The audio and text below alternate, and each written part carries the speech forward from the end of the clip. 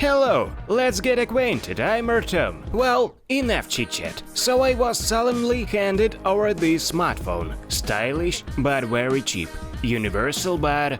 No buts. Stylish and versatile. That's Samsung Galaxy M10. But first things first. The smartphone looks is good. Very good. Trendy thin bezels. A double camera at the back, deep blue color, an elegant drop of the front camera, rounded shapes and all these things. Visually, texturally, it feels much more expensive than it actually is. Of course, spoiled by all sorts of flagships. I would like not plastic, but glass or metal on the back. And what I don't want to see at all is the standard back panel. By the standard I mean that a couple of dozen other smartphones look identical, if you cover the logo. However, these are my personal tastes. Everything is logical. On the right there is a lock button and a volume button. On the left there are slots for 2 Nano-SIMs and micro SDS with a capacity of up to 1 TB. And note that there are no Volga combo slots. That's the way to do it. Below are the mini jack and micro USB connectors. Our Father who art in heaven give us Type-C in the newest budget phones. We seldom see Type-C in cheaper gadgets.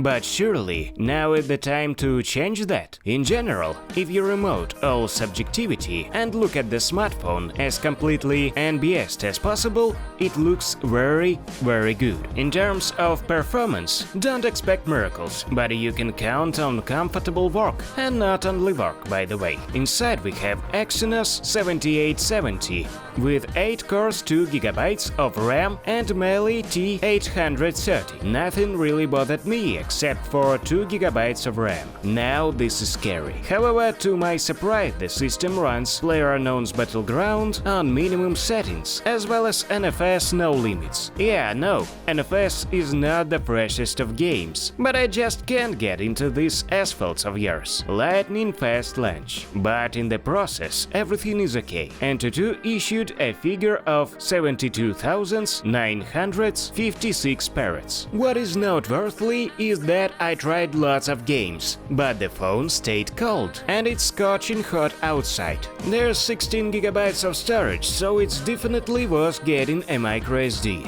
A display with a diagonal of 6 and 22 inches boasts a PLS matrix and the resolution of 1520 to 720 with a pixel density of 270 dpi with an aspect ratio of 19:9. The resolution is fine, and individual pixels do not spoil the impression of your favorite show, although the writers in the last season of Game of Thrones tried their best. The color rendition is normal, and nothing more. The brightness level is more than enough. Indirect sunlight information can be read without problems. Viewing angles are acceptable, although I never understood who and why is looking at the smartphone screen at the angle of 15-20 degrees. In general, watching video and reading will be comfortable. The only thing that doesn't really work is automatic brightness control. It's a bit too slow for my taste. A dual camera in a budget phone is not a rare sight.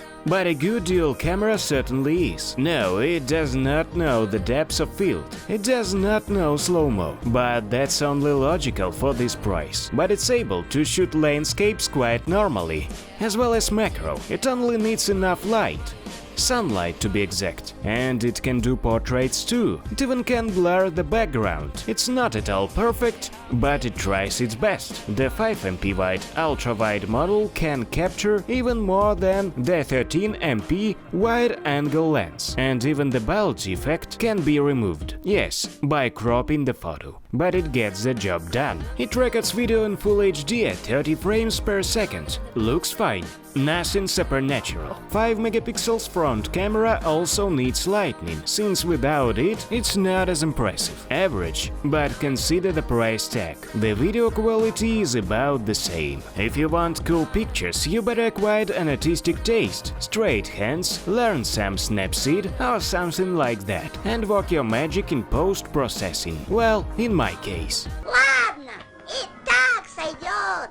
The built-in battery with a capacity of 3400 mAh is enough for the whole day without problems. At the maximum brightness of the display, I set up the smartphone from scratch, installed everything I needed, played PlayerUnknown's Battleground, NFS, ran benchmarks, watched YouTube, took photos, and it took only 12% of the charge, from 100 to 88%. We're talking almost 2 hours. There is face recognition. It is not very fast, but it works. But it is effective even in low light. But in pitch darkness I wasn't recognized. Everything is running on Android 8.1 Oreo with a Samsung Experience version 9 and 5 interface. But in the near future there will be an upgrade to Android 9 with One UI interface. At the moment it works stably, although sometimes it's a little bit slow, but then you remember the price tag and everything is okay again. You can throw tomatoes at me, but I have always disliked Xiaomi and others like it. I can already see you reaching for the keyboard in order to pour out your writer's anger in the comments. However, I do not claim that Xiaomi is bad. It's like a pop music,